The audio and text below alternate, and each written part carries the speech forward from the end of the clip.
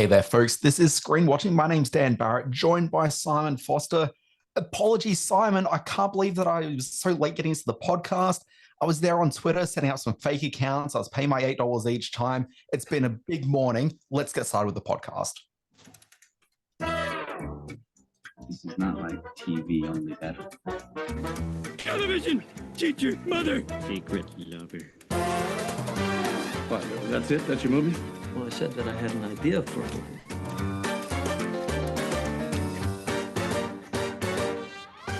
Folks, this is Screen Watching. My name's Dan Barrett, or as you can find me on Twitter, at Whoopi Goldberg with 3 eyes. I'm joined here by Simon Foster. Simon, how you doing? Oh, look, I'm doing very well, Dan. Hello, Screen Watchers. I've had a fun week watching you go through the turmoils of a serious Twitter user. The back and forth you've had with Mr. Musk has been quite enjoyable to watch, I must say. For those of you who don't follow Dan on Twitter, I suggest you do while you can. He's been counting down to the release of Avatar, and that has thrown his whole world into a whole tailspin of turmoil. I mean, you talk about it being a back and forth. Basically, it's been me tweeting at Elon Musk and not really getting very far. So, look, here's the dilemma that I've been in. I'm using nobody but myself. I've been updating my display name. So I've got a verified account. I've had it for years because, you know, I'm an important person in the world. Oh, sure. Yeah, in the Twitter's verse. Exactly. So my mum was running Twitter for a little while, and then suddenly I became a verified person. So my account, one of the things that I was told when I got verified back in, I don't know, like 2016, I think it was. It's been a blue tick for a while. I don't know. It's not really something I think about, although constantly my friends will make jokes about me being like a blue check person, but like whatever. Anyway, one of the things is they wanted you to never change your display name. They didn't want you to change your email address that you were signed up with. So you had to keep that consistent. And there was like 1 or 2 other things that you needed. And so I thought that was a fair enough trade-off because the whole idea of verification is supposed to be to authenticate that the person you think you're talking to on Twitter is that person. And there was never any money's changed hands. It was all just a straight, you stick by our rules and we'll give you the blue tick. Exactly. And I thought that's fair enough because effectively what they're trying to say is that we believe this person is who they say they are. And from my end of the bargain, it's basically saying, well, then I will keep that contact detail for you and, you know, we'll keep the integrity of that account. That's all cool.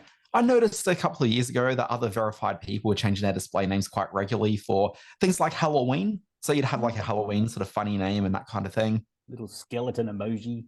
Yeah, exactly. So, like, you know, people change it. So I'm like, okay, well, I guess the jig's up on that. We can just change display names. So I jumped in on the Halloween stuff and like that was all cool. But recently there's a film coming out called Avatar: The Way of Water. It's in cinemas on December 15 in Australia. I know of it, yes. I thought I'd start counting down towards Avatar in my display name. So I had Dan Barrett hyphen, when I started, it was like, 143 days until Avatar: The Way of Water. We're getting down to the pointy end of things now, where we're literally in like the last 40 days to do it. Like it's almost a month away, Simon. It's just shy of a month. It's very close. The buzz is really building. Oh, it really is. I mean, people are going crazy for it on Twitter, particularly on my account. But here's the problem with my account. As Elon Musk has come in, as they've decided to have this introduction of people being able to pay for verified accounts, no verification happening, just verification you have $8 American to be able to pay for it. As that's happening, one of the rules is that you can't change the display name anymore. Like it's actually embedded in the code that you can't change it. So if you're verified, you're that. So if I sign up as Whoopi Goldberg with 3 eyes, like that's me going forward. Yeah. Okay. Until I cancel that account because I'm going to pay $8 every month for that. So essentially, it's to stop shenanigans. And if you want to engage in shenanigans, it's just going to cost you $8 every time to do it. So, whatever, pick your poison. But I'm stuck now, Simon.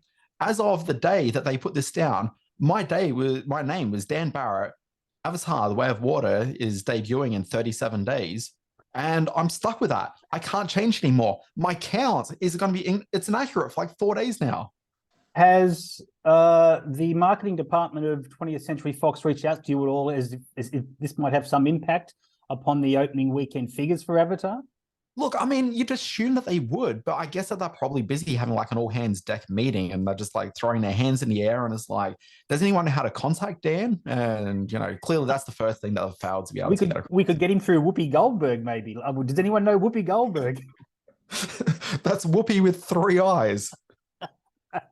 Well, good luck, mate. Twitter's not the same without you. You are a prolific poster and quite an entertaining one as well. Very fair of your opinions. So In fairness, Simon follows 3 people. I do. I don't know what Twitter is. I've only just learned what Elon Musk is. So good luck, mate. All the best to you. And boy, we've got some reviews this week that are going to get just as diverse opinions amongst us, I do believe. Segue. Yeah. How was that for a segue? That is. So, Simon, I'm on my docket this week. I'm going to be talking about a film called Black Panther. It is Sorry, I should have done it with the Wakandan accent, shouldn't I? Yeah, give that a go. That'll get you on Twitter. All those outraged Wakandans. Yes. Look, so I'm going to be talking about Wakanda Forever. Going to be talking about a little show called The Crown, which is back for season 5. And also I'm going to be doing my review. Sorry, it's not on the rundown. I'm going to be doing my review of a little thing called the trailer for Avatar: The Way of Water, as seen in 3D before seeing Black Panther 2: Wakanda Forever. This is putting to shame my couple of reviews this week. I'm reviewing the new Apple TV Christmas movie Spirited with Will Ferrell and Ryan Reynolds, and a terrific little documentary called The Velvet Queen, which I saw what feels like years ago now, but which has just made its way to Australian screens. So we should probably get on with the show. Yeah, I once hung out with a Velvet Queen, and boy, that was one of the wildest nights of my life.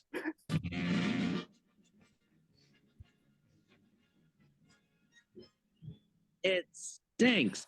So, Simon, the way that professionals would do this would be that they look at the biggest thing that's debuted that week. Yes. And they do a review of it. Sure. That's generally the way we do things. Why? What's going on? Are we messing with the format? I was going to say, are we starting with the Velvet Queen? No. Let's Black Panther, Wakanda Forever. Okay, so putting my cards on the table here for anyone listening to this review. If you haven't seen the movie yet, if you particularly care about it, I'm going to be dropping some spoilers. I'm not going super deep into it, but there's going to be enough where some of the surprises in the movie, I will be ruining it through this review. I'm good with that. Okay, I'm just going to do a little bit of a cough for a moment. One second. I've got some water here if you want. That's okay. I got my delicious can of sparkling goods right here. Nice. All right, let's hear what you got to say about The Panther. So, The Panther 2, essentially, when you talk to writers, so TV writers primarily will talk about this, they also talk about the art of writing as the art of problem solving. And so you watch Black Panther 2, Wakanda Forever, and you really see this is a big exercise in problem solving. The big problem they had was that the star of the movie died between number 1 and 2. Now, when the movie is like when the titular star has passed away, like usually it means that you need to do something else in regards to that sequel. But this is a superhero franchise. They need to keep the Black Panther in there. But at the same time, like, what do you do? And this is a film that wasn't just any sort of film that came out. It had so much cultural meaning for so many of the viewers coming through.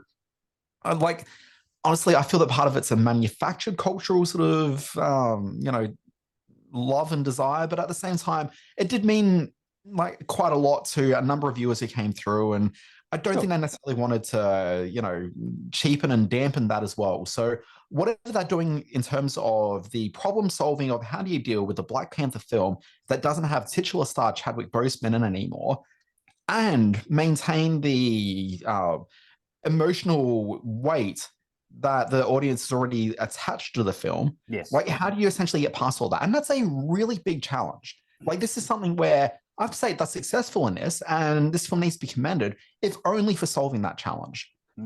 So what we've got here is within the world of the film, the character King T'Challa has passed away between the last film or whatever last film we saw him in. I think one of the Avengers films that would have been maybe Endgame. Yeah, I think it was. Yeah. That's probably the last time we saw him. So between then and now, he's died of some sort of disease. I don't think they explicitly said what it was, but no, unidentified in the film.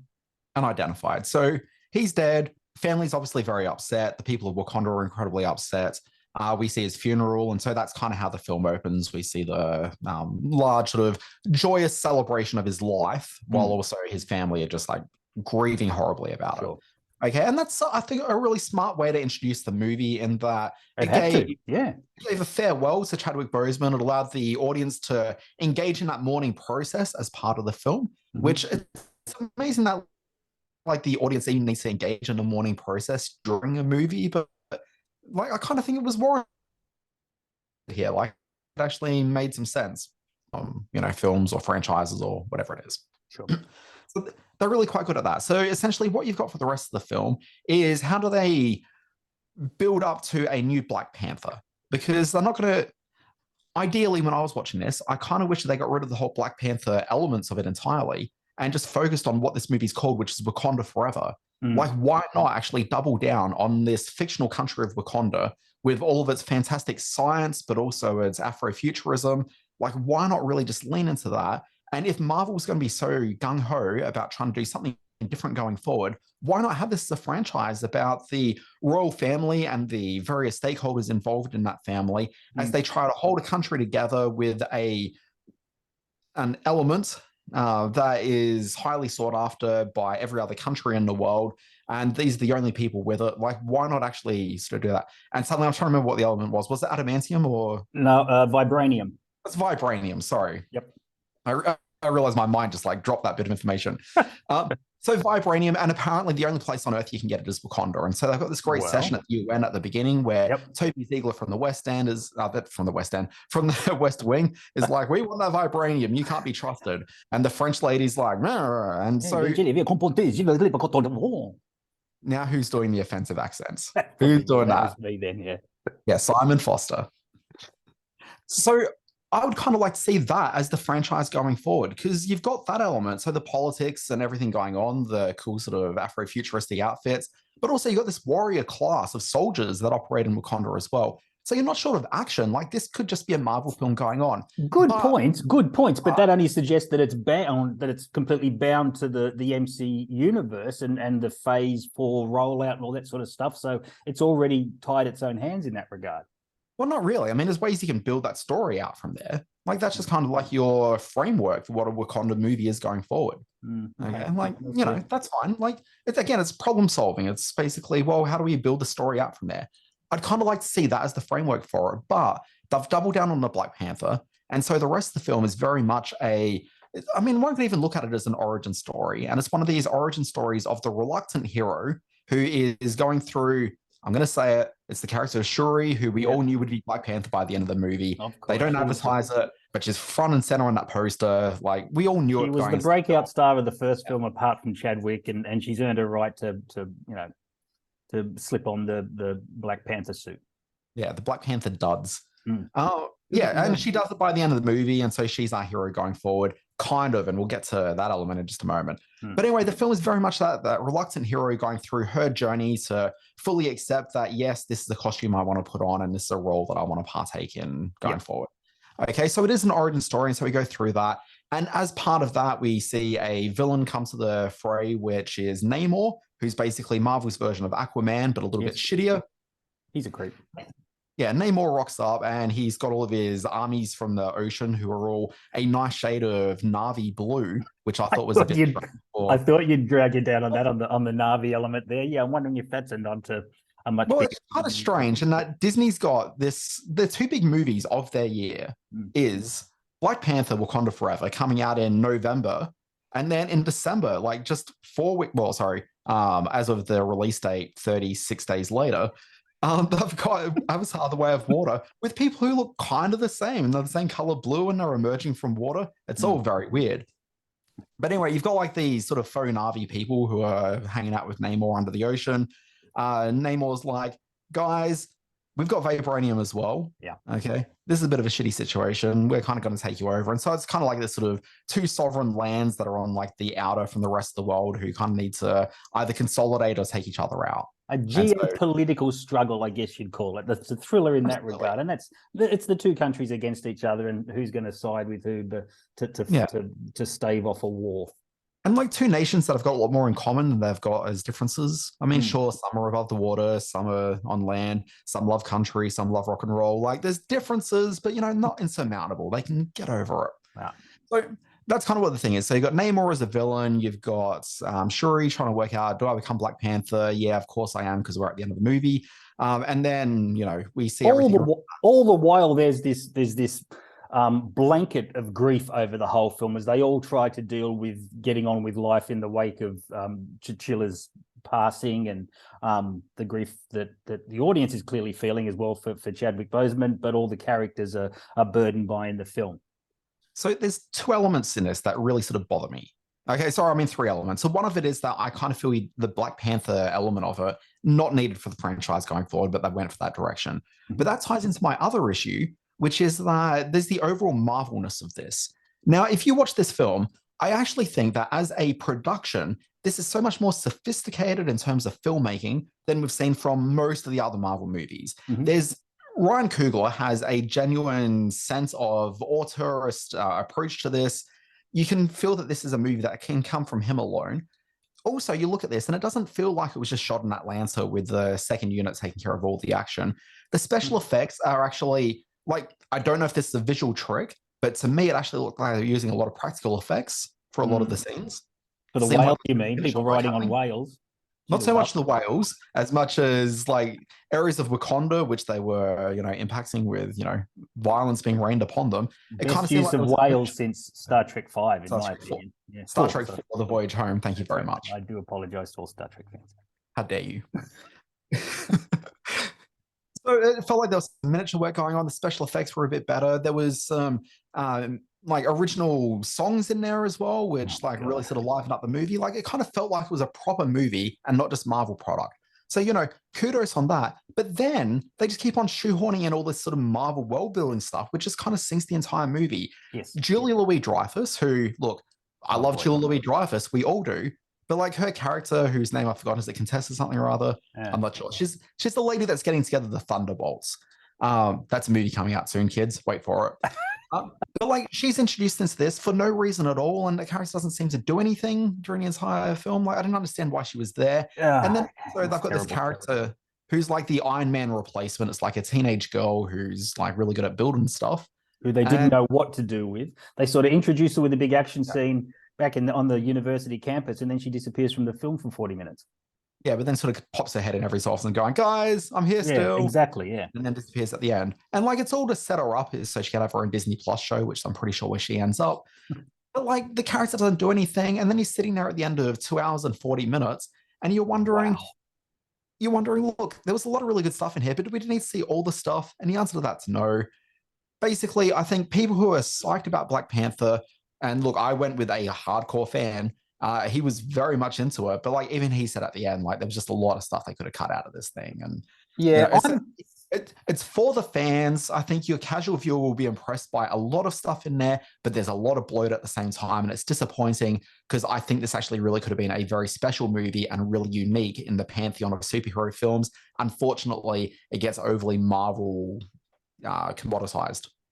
I'll weigh in as someone who's fairly ambivalent about the Marvel films now. I found this such a chore and such a bore. I felt that the first 50 minutes in particular just dragged so tediously and just felt so encumbered by the shadow of its former leading man and the role that Boseman played in the first film, that it never ever breaks free from that or finds its own voice. I actually got to say I'm completely at odds with you about the look of the film. I thought it looked really murky and really dark, and I actually waited around to the end of the film to see who directed it because I knew that it didn't look anything like the first film. And it's the same director, it's Ryan Coogler, and I'm thinking the film just looks so generically bland. The car chase sequence could have been out of an episode of Dukes of Hazzard, and I just thought that some of the villainy roles and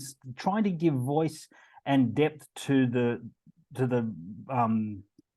kingdom of Talokan and to the backstory of Namor just dragged the film into such a boring phase.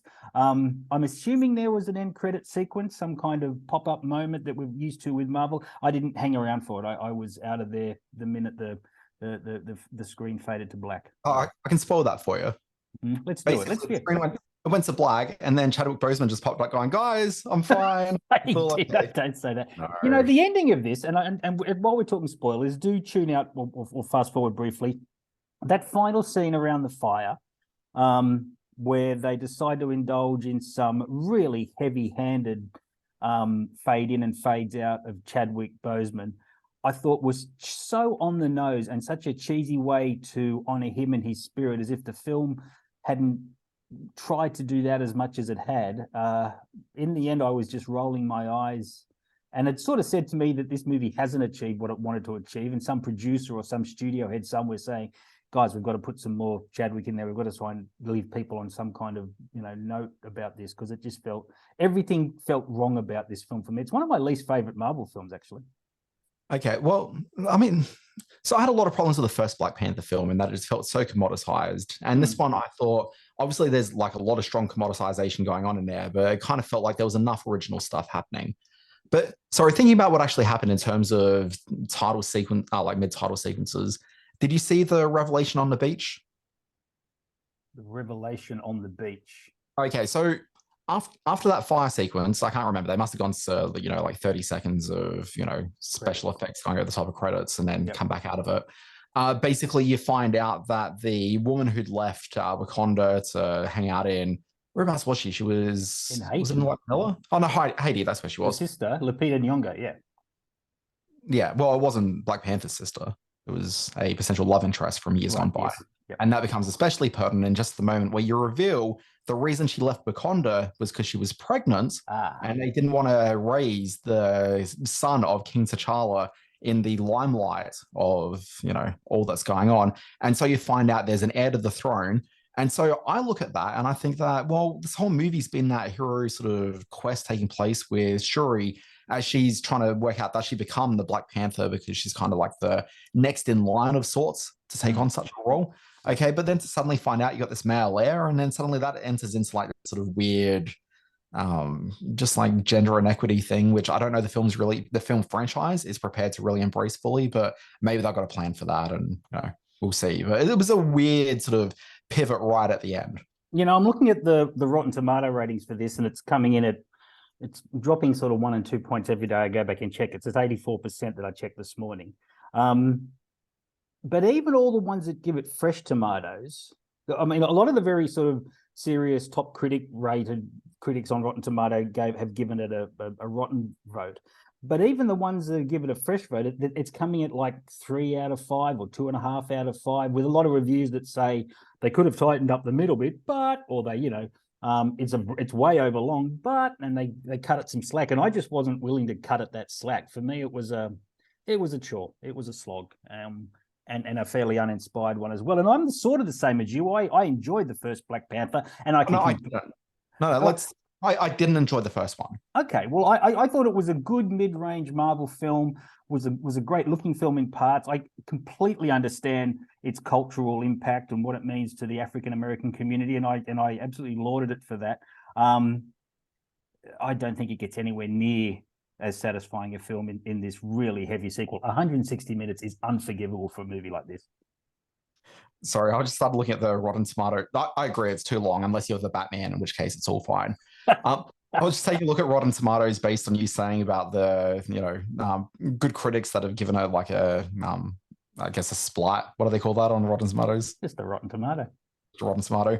Anyway, like I'm just seeing nothing but positive tomatoes until I found one splat, which was Roger Friedman, which, in terms of the great pantheon of critics, maybe not necessarily that guy. Roger Friedman, yeah. I was looking through because I was wondering where it was scoring its points, and seemingly from everyone, Simon. No, not at 85%, and not a lot of the big critics. Press on the Rotten quotes, and you'll see that it's there's a lot of big deal critics there that are saying it's a dud. But anyway, look, it's going to make money hand over foot. Good luck to it. That's what the Marvel.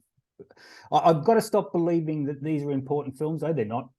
We've been trained. They're not movies like the theme park IP. Yep, they're just they're Big Macs with a fresh slide of pineapple on it every month that they re-promote. So yeah, I've got to stop treating these like important films, because they're not. Yeah, but at the same time, Simon, like I kind of think this is the future of movies. Like this is where it's all going for big screen adventures. Yeah, that's probably very true. Yeah. All right, so I spent a big chunk of my afternoon yesterday watching a film called Spirited on Apple TV, and boy, that's 2.5 hours I won't get back. Also, a ridiculously long film for something as stupid as this reworking of Dickens' Christmas Carol. It stars Will Ferrell as sort of a bureaucratic afterlife person who is in charge of Christmas past and present, and he plays one of the roles.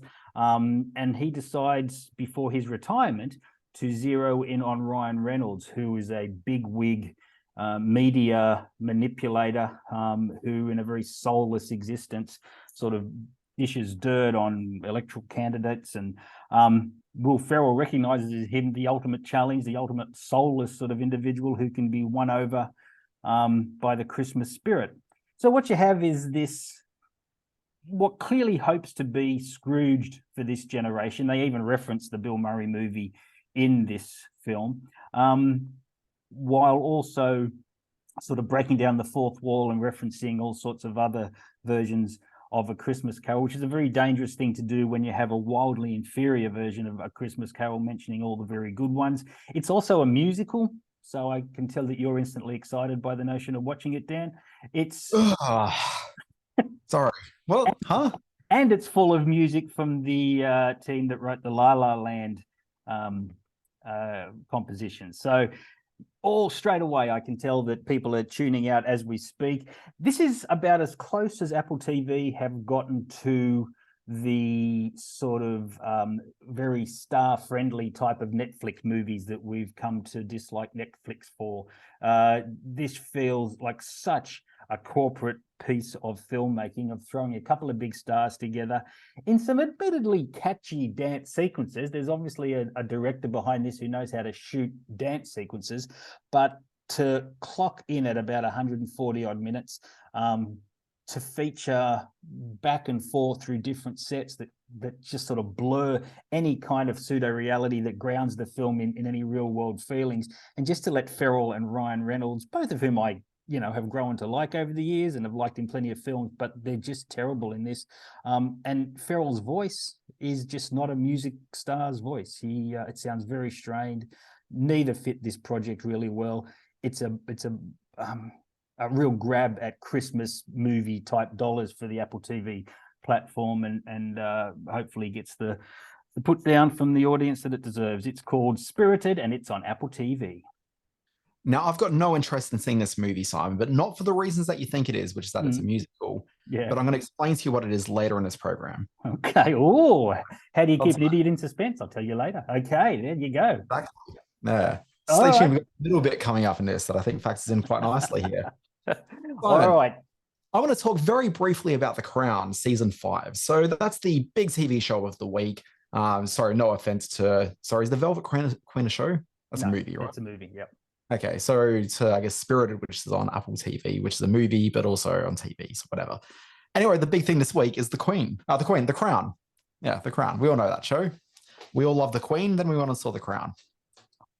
So, Simon, as we reach season 5, everyone knows what the show is. Everyone knows that every couple of seasons we do a cycle through of new actors. Mm-hmm. And as we're coming into this, and we can't really talk about the plot of this because we kind of know what the plot is, kind of, because it's history, and it's kind of recently lived history as well. So we kind of know the beats they're going through. Yeah. The first episode, as the show comes back, is very much focused on looking at this sort of generational shift that's taking place. And you see it through two eyes. I mean, Prince Charles plays a pretty big role in it, but primarily you're seeing it as the question sort of leveled at the Queen based on newspaper headlines as to whether she's gotten a bit sort of old and fusty. Okay, so they're calling her sort of Queen Victoria rather than Queen Elizabeth II, and it's that kind of thing. And so she's feeling a bit sort of put off by that and sort of questioning her vitality in the world. But then at the same time, you've got John Majors, who's just become the okay, we're up to that point. All right. Yep. That's where we're at. And so he's sort of meeting all these roles for the first time. And so there's this great conversation he has with his wife late at night. And they've just come away from this sort of very fancy to-do party, which is a bit lavish and over the top, especially for his taste. But he sort of says to his wife that, I'm looking at this sort of royal family where at the older end of things, you got people who are out of touch and, just not really quite there anymore. And then at the younger end, you just got these sort of dilettantes. And dilettantes who don't even really want to be part of it. And he's saying, I'm essentially coming in at what feels like the end of the royal family. And is this going to pull the UK apart? And so, because he's just had this conversation with Diana where it's become very apparent to him that, and quite clearly, because Diana pretty much just says this, that her and Prince Charles, that's not a relationship that's going to last more than another 6 months at this point. Yeah. And then pointing out at all the other royal siblings and saying that their relationship's over soon, them as well. And, Andrew, got that going. Yep. So, like, it's a good sort of setup for what will be the final run of episodes of The Crown as we start seeing about the relevancy of it and how that's challenged by the death of Diana and how that sort of plays out over the next 2 seasons. But ultimately, the only question people should have coming into this is the changeover of cast. What does that do to the show? And for broadly, it doesn't change the show at all in terms of characters are a little bit older. So obviously we looked at the last season, it's sort of through middle age for Elizabeth and Philip. But as we sort of reach this point in the show, we're definitely in like the sort of older incarnation of them. We won't see another change of cast at this point. Like this is the cast we're going to see through to like the end. Is it the same showrunners? Is it still Morgan who's doing it? It's Peter Morgan writing every episode. Right. still. Okay. Yep. Okay. Yeah. So like the show, the authorial voice is still intact. Like that's all there. The production is as lavish as ever. Great. The only thing that changes here is the cast. And that really changes the flavor of the show to a certain degree. Sure. Elizabeth Debicki as Princess Diana. Love Elizabeth Debicki. Debicki's great. And she's just incredible in this. Like she really embodies Diana in the most like magnificent of ways. At least the Diana that we know through the cover of newspapers and magazines and interviews. Like, whoever knows a real person. Wait a minute. What happened to the Diana that was played in the last series? Has she grown to such an extent that wasn't there a Diana in the previous episode? Yeah, they just replace them. So every 2 seasons, there's a new cast. Oh, okay. All right. It's like a soap opera. Basically, get a narrator coming over the top saying, the role of Princess Diana will now be played by Elizabeth Debicki. Because that's what they do in soaps when they have a changeover of. It's like Dick York became Dick Sargent. Sergeant York. Wow, mind blowing. Well, Sorry, yeah. I'm distracting you. From You go on. You are. So Debicki, I think she's incredible in it. But where the show has a problem is Dominic West. Now, Dominic West is a screen presence I've got a lot of time for. I really loved him in The Wire, and I've loved him in like so many things since then. But in this, like, he just doesn't embody Prince Charles in a way that everyone else is really fitting into their roles, just like a glove. But Dominic West, like, one could almost buy that if he, depending on mannerisms that he's putting in, that maybe he could be Prince Charles. But Dominic West as an actor, and I don't think he's a great actor. He's a good screen presence, but I don't know he's a great actor necessarily. Competent, but, I'm just, not talking about too much. But he embodies that he's got a sense of confidence about him. And the one thing about Prince Charles that I've never really felt was a sense of confidence. And so when you're watching it, like it's not like he's got a swagger, but he certainly feels like he's very sort of sure of who he is and what his position is in life. And to me, it just didn't really feel authentic. You look at the position that the previous Prince Charles was in, and I'm trying to think what that actor's name was. Matt Smith? No, Matt Smith played Prince Philip in the first 2 seasons. Oh, right. You don't watch the show at all, do you, Simon? Never seen an episode of it. You really should. It's this week's Game of Thrones. I haven't seen an episode of that and haven't seen an episode of The Crown either. I mean, the opening titles look pretty much exactly the same, but that's neither here nor there. But anyway, the last guy that played Prince Charles, you could buy him as Prince Charles. He kind of made sense to you as the figurehead that we've seen as filtered through media. He won the Emmy for it too, didn't he? He was an Emmy winner for that. He's genuinely really great in that role. But then suddenly you go to Dominic West, and Dominic West, again, very welcome seeing him on screen, but he's just not quite Prince Charles. And you have to be able to watch this show. You need to buy into the authenticity of it to a certain degree. Like, nobody's watching this thing this exactly how it played out, but it's still an approximation of it, and you're sort of going along for the sort of soapy element of, imagine if we could sort of see behind the walls of Buckingham Palace, this would be what's happening. And you just can't do that when you've just got Dominic West, who just doesn't feel in any possible way like Prince Charles. Can I raise a point with you? No. You have spoken on several occasions over the course of this wonderful podcast that we do. That is this about the reality TV Wikipediafication of drama? To a certain extent, yes. The using of current events and recent events like the Pam and Tommies, like the Tiger Kings and all that sort of things, just to tell a film version of stuff we already know about, or stuff that doesn't really need retelling because it's contemporary history. Does The Crown not sort of get tarred with that same brush? So I interrogated myself a lot when I think about this. So The Crown's the one thing that I sort of let skate by on this. And I think the reason for it is twofold. One, we're not really so much seeing the Wikipediafication of these characters as much as we're seeing sort of, I guess, maybe like that's taking place to an extent, but these characters are so much sort of larger than almost anyone else that really exists in the world, really, to tell these stories, just because they exist not as people, but they're really totems, I guess, to a degree. Like we're seeing these characters and they're sort of avatars being depicted across magazine covers, but they've also got some weight to them because they actually do carry political weight, even if they're not political themselves. Like they're just kind of interesting, bigger than life characters that actually have import over the world, and you can't really escape them. Like I'm not a royalist by any means, but I know who all these people are, and I know like the major sort of points in their lives because I've existed in the world, and you can't escape from these people specifically. Like they carry so much weight.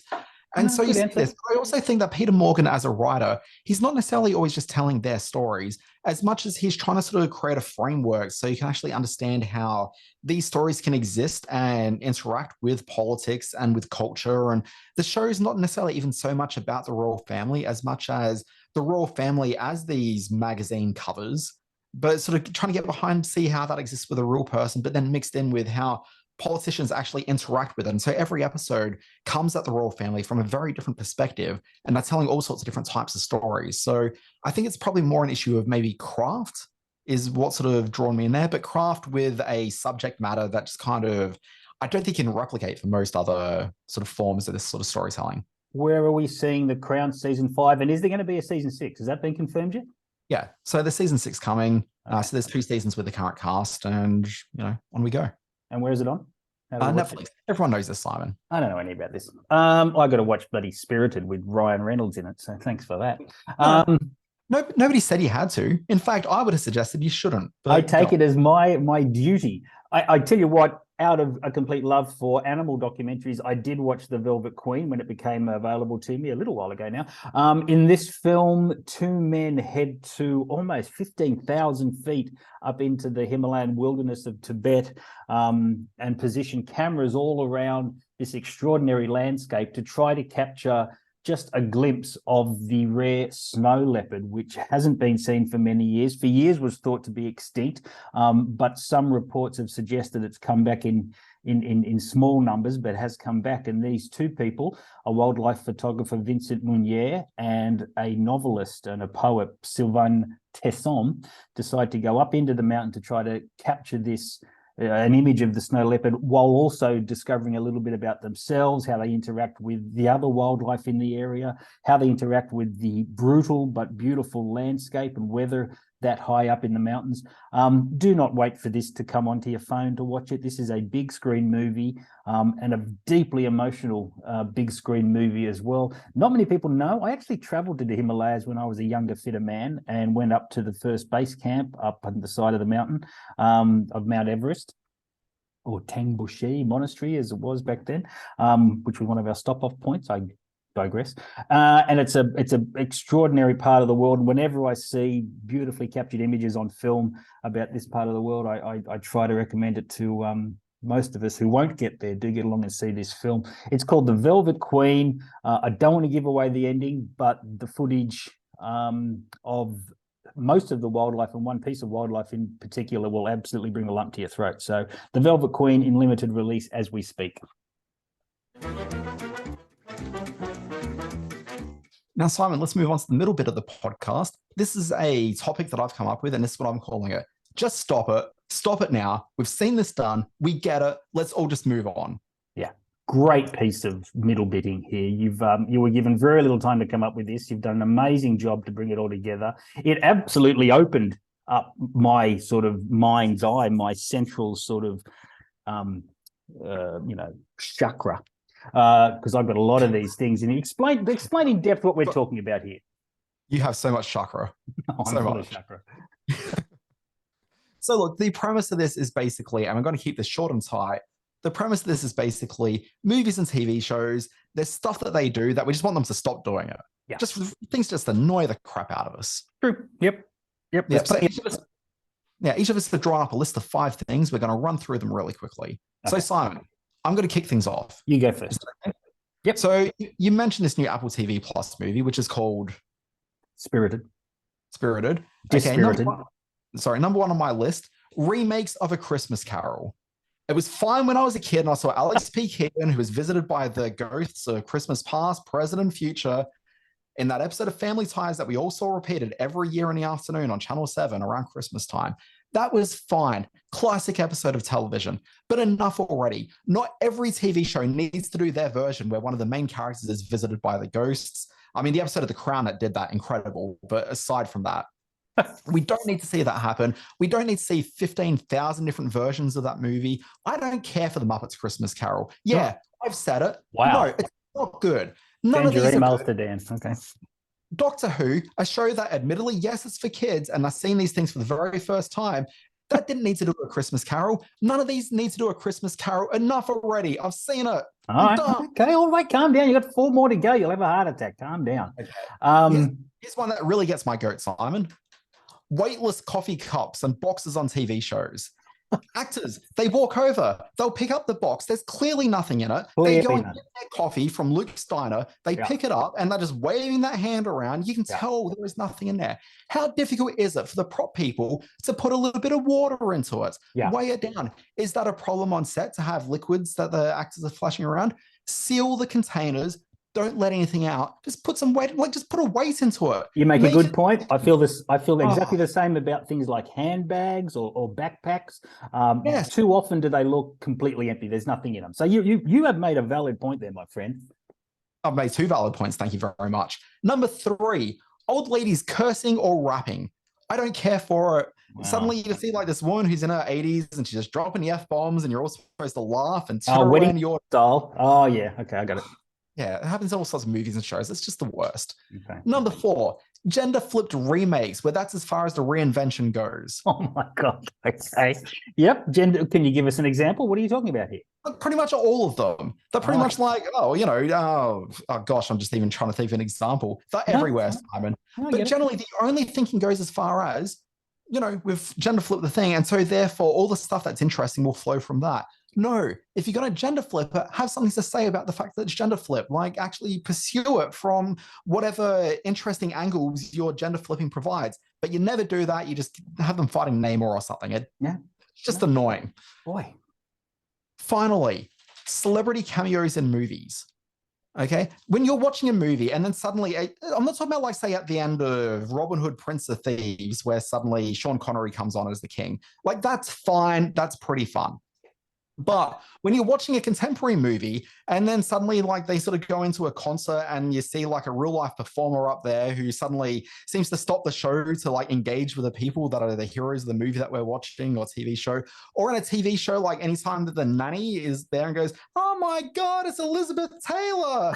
Any of that sort of stuff, I don't want anything to do with it. It's worse if the person's a performer and they're a singer on stage or something. The only time anyone's ever gotten away with this is, one of the worst ones is obviously Home Alone 2, Lost in New York, where Donald Trump ends up turning around and like starts looking at Kevin Arnold. What's his name? Kevin McAllister. As he's walking off. It's a deeply sexual scene, which I do not care for.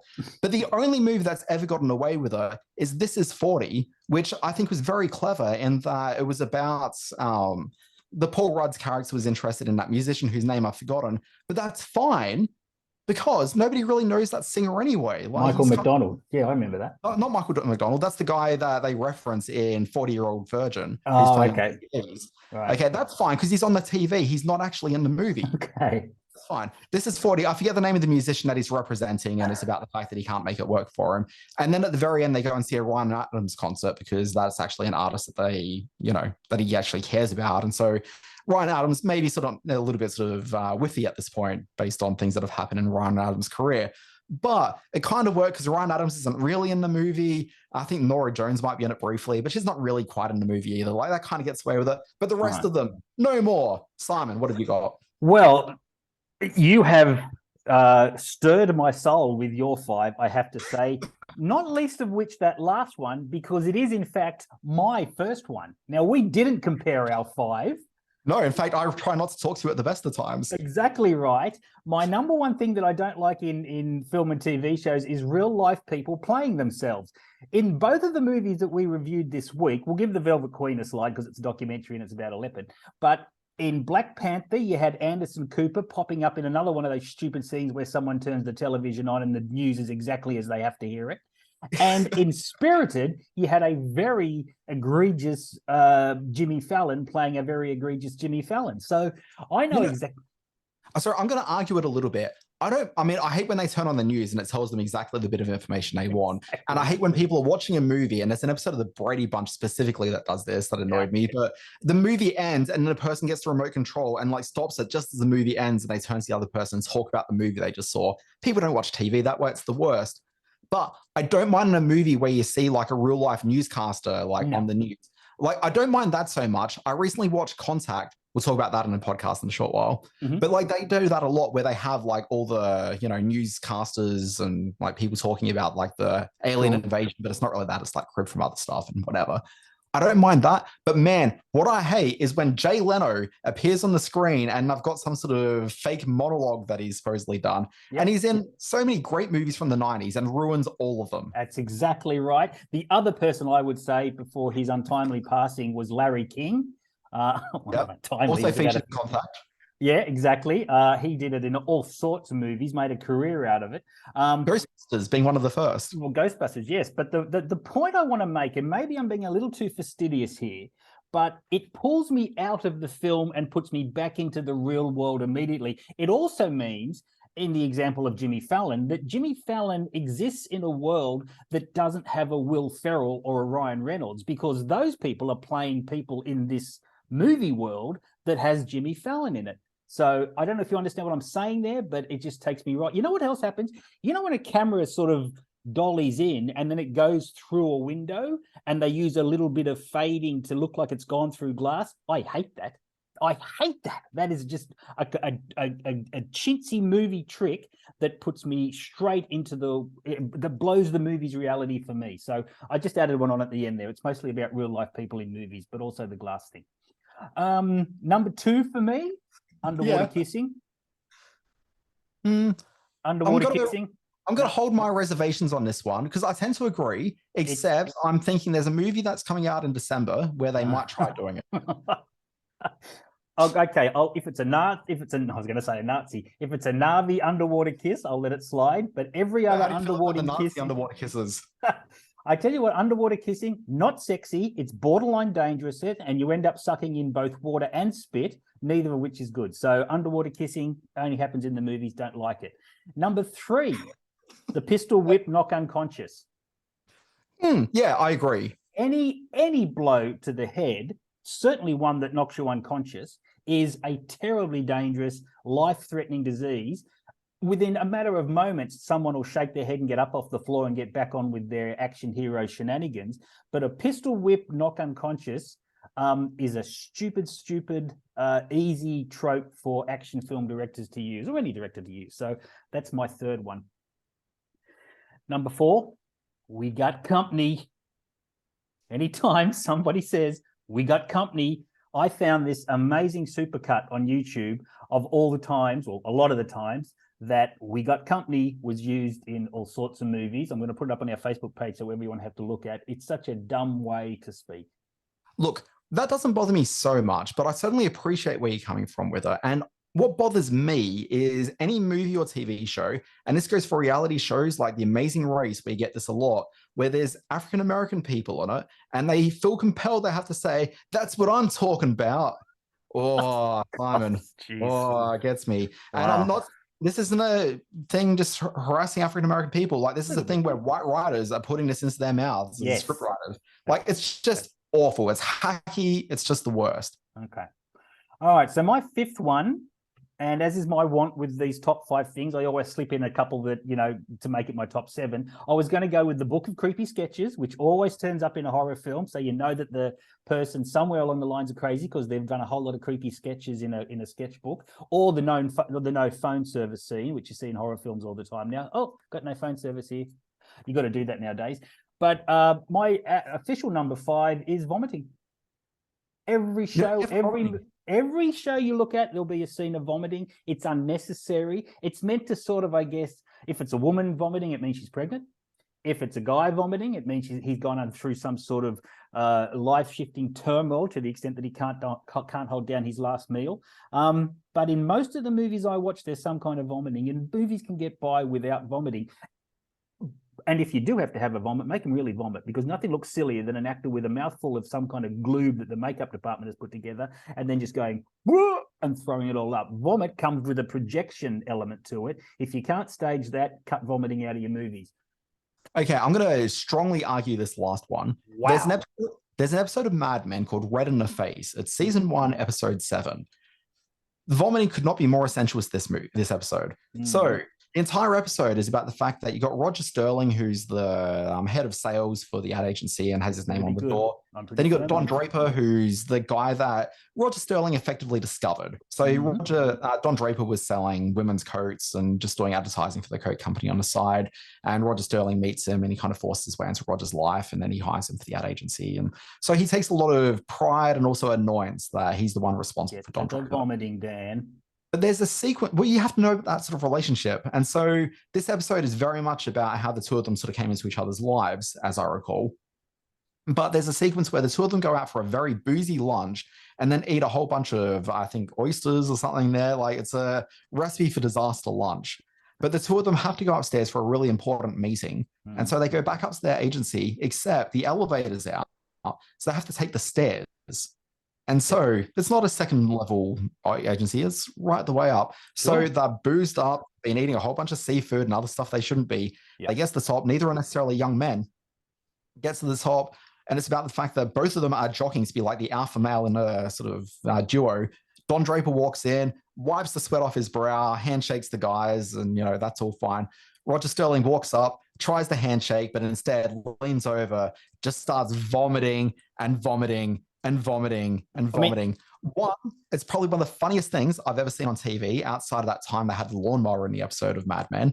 Okay. But two, it speaks so much about their relationship and about where Roger Sterling's coming from life. Look, it's the most integral vomiting I've ever seen on television. I'm not anti-vomiting. Vomiting can be a crucial part of any story. I grew up watching The Exorcist. Don't get me wrong. I'm all for vomiting when it's used in the right sense. But there are so many films that just use it for some sort of shock value, for some sort of shorthand that the character's going through a terrible moment in their life. And I think it can be done in better ways. And if you're going to do it, make it look worthwhile. So anyway, that's my 5 things that we need to retire from film and TV. Good middle bit. All right, Simon, are we doing what have you been watching lately? I've mentioned what I've been watching. It was Contact. I'm just going through a bunch of old classics right now. And why Contact? What brought that back to the... It's a great movie. It is a great movie. It's a fine film. It's one of, I think, Robert Zemeckis' most undervalued films. It didn't get the attention. I think it holds up, and it's only gotten better with age. Okay. It's very good.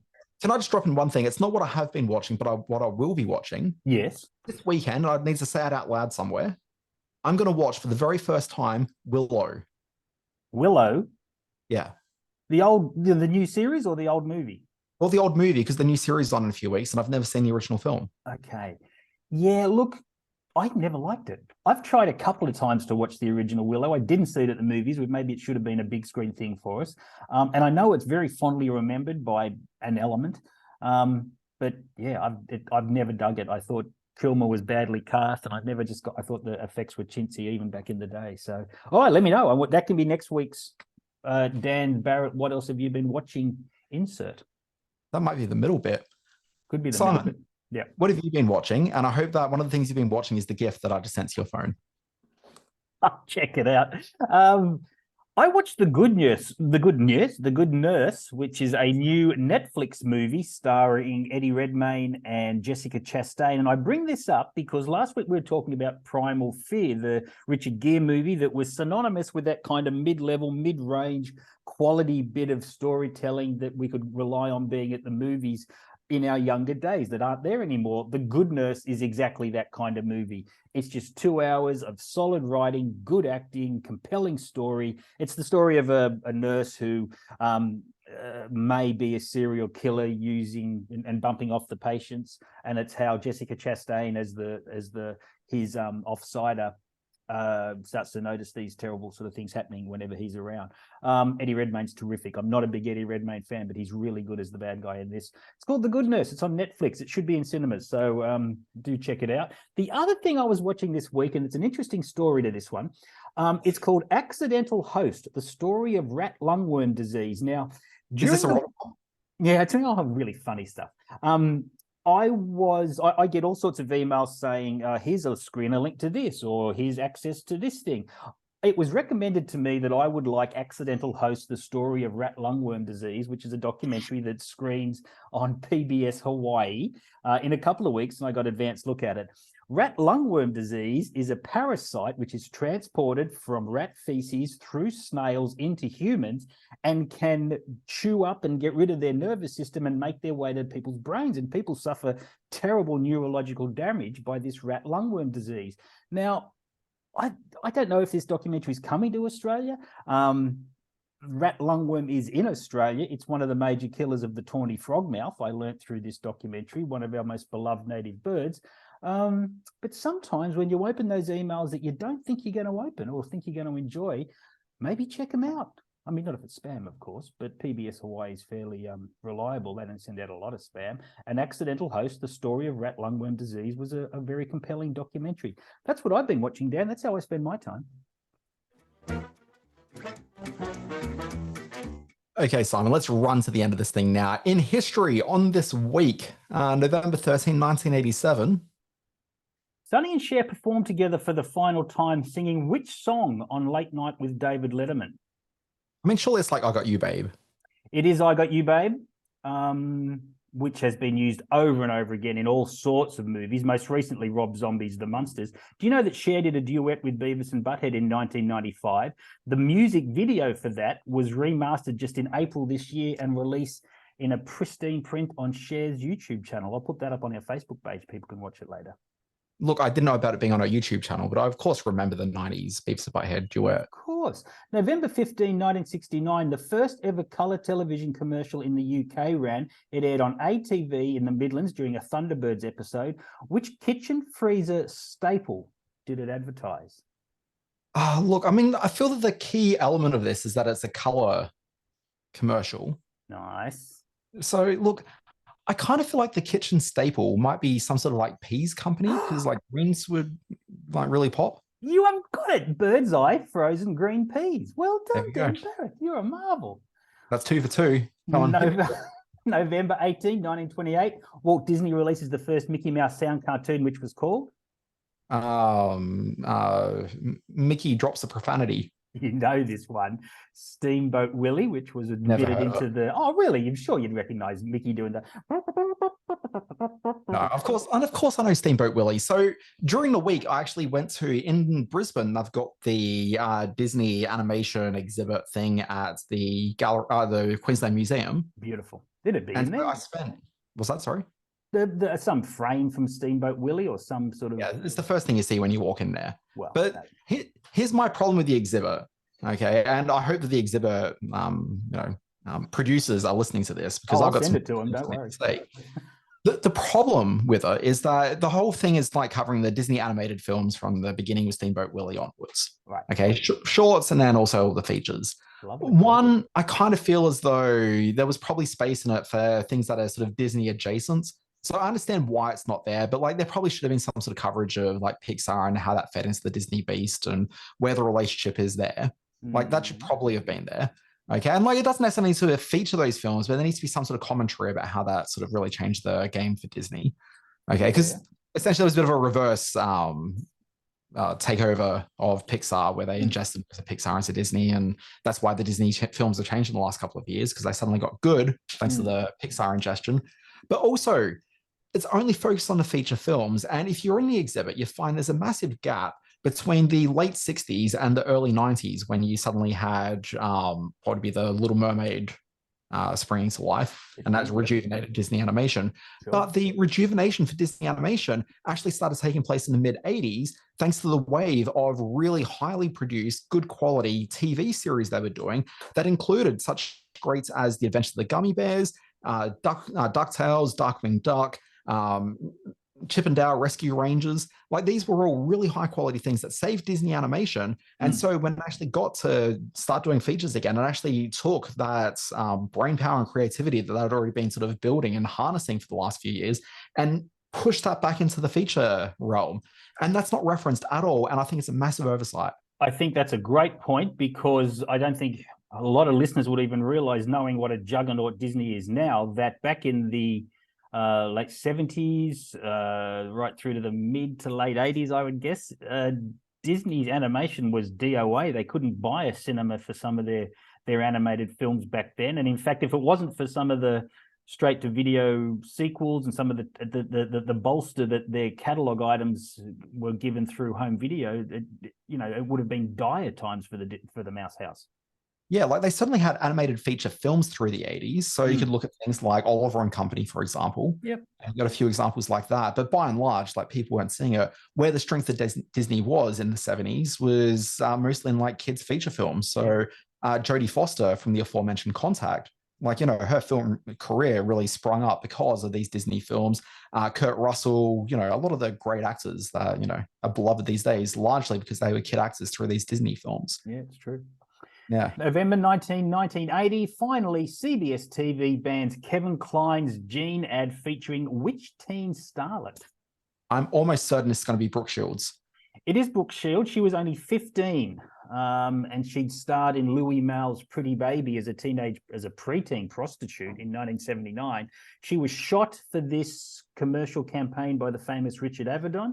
The line was that she said direct to camera, "Do you know what comes between me and my Calvins? Nothing." And that was just way too hot for middle America. And I know. We've gotten hot in here. Wow. Okay. So that was this week's What Happened in History. No, not happy birthday. No, not that. Please, no, not happy birthday. This is a tough one, Dan. The birthday quiz this week has been... I think I've got it. You know how I did so well on the last one where I was 4 for 4? You can't possibly have got this one. Let me go through the people. The clue is they've all shared the screen with a certain Hollywood leading man. November 13, 1938, the beautiful actress Jean Seberg. November 13, 1920, character actor Jack Elam. Beverly D'Angelo was born November 15, 1951. The kooky Steve Railsback was born November 16, 1945. Now, which Hollywood leading man and in which film did they share the birthdays with? So I think the key to this one is Beverly D'Angelo. And so the answer quite clearly is both Gene Seberg, Jack Elam, Beverly D'Angelo, and Steve Railsback.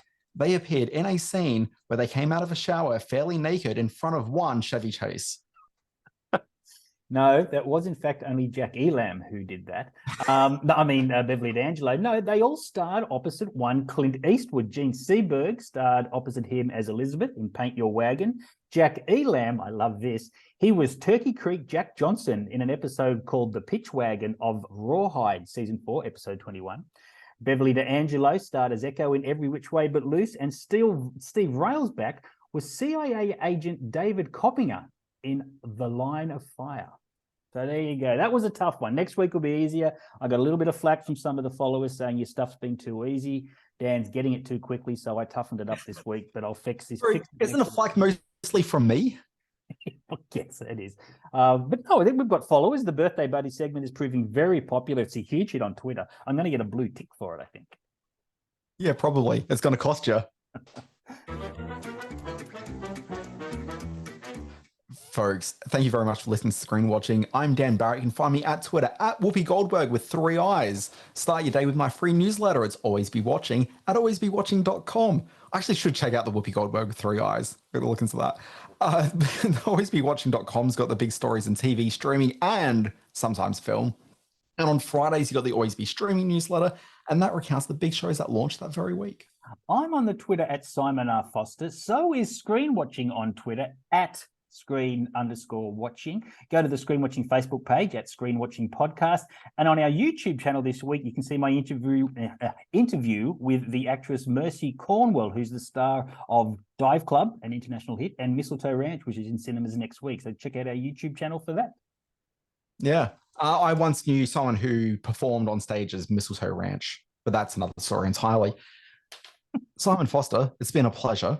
Folks, if you've been enjoying this podcast for whatever reason, you can follow it, hit the follow button or whatever your app says, and it'll just be there for you every week when you want it. How many days until Avatar's out, Dan? I don't know. I've lost track because I can't run my counter anymore, Please. Simon. We need that. Breaking me. I promised a review of the trailer. Oh, yes. Because you saw that you went to Black Panther at the media screening. Not in Is that right? 3D. No, did they 3D it for you in Brisbane, did they? Yeah, we got the 3D Avatar Oh, no. trailer. In They what, get- Black Panther? Was Black Panther in 3D? No, Okay. No, They I lit- didn't get the 3D trailer for Avatar. we literally got handed a packet with like, you can see it on my Instagram. I wonder where you got that. It looks like a McDonald's hot, apple pie container, but it had like some 3D glasses in it. Yeah. Took it out, popped it on, got transported immediately to the world of Pandora when the trailer started. Oh, And I have to say, so I went and rewatched Avatar, the original, when they did the re-release like a month and a half ago, whenever Yeah. it was. And like it looked better because I knew that they toyed with a 3D a little bit on it.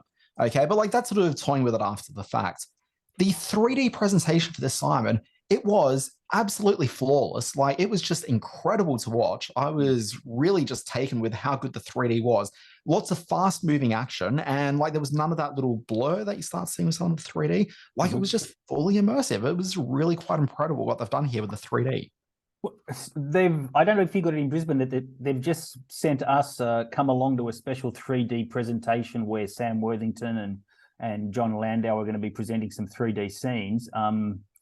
I guess that's not what they showed in Brisbane, but they'd probably be showing us a similar sort of thing. So We just saw the trailer, but the just 3D straight version up of it. trailer. Well, okay. I mean, you're getting me interested. I'm sort of high on Avatar. I'm looking forward to seeing it. We really should go. This podcast's going on way too long. We'll take this off air. Yeah, sure. Anyway, All right. folks, thank you very much for listening. We'll be back next week. Bye-bye.